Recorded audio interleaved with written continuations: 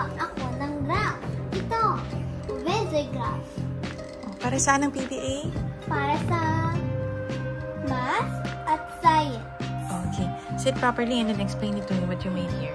So, ito ay sun. Ito ay cloudy. So, ito cloudy. Rain ito, thunder ito. Oh, okay. So, what kind of graph did you make? Can you walk us through? DIY graph. Okay. So, ito, para saan yung graph? Ginawa ko ito gamit yung siling gamit ko. Like, so, pinake ko ito gamit paint ko. Marker? Marker pala. So, ito, ball yan na kinuha ko galing sa DIY balls ko. Tapos? At, what did you use to make the cloud? Ginagawa ko para sa cloud ay cotton ball. At yung background para sa dalawang ito ay pencil. Colored pencil lang. Okay, so anong nire-represent naman ng mga check marks na yan? Yung mga check marks. What did you do to weather at mga time.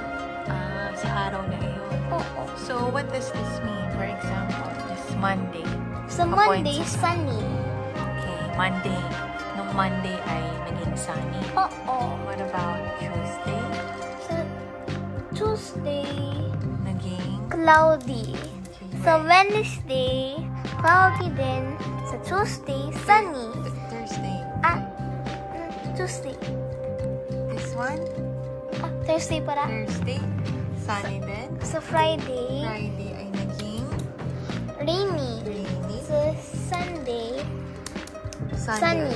Never pa naging thunder. Why do you think hindi naging thundery?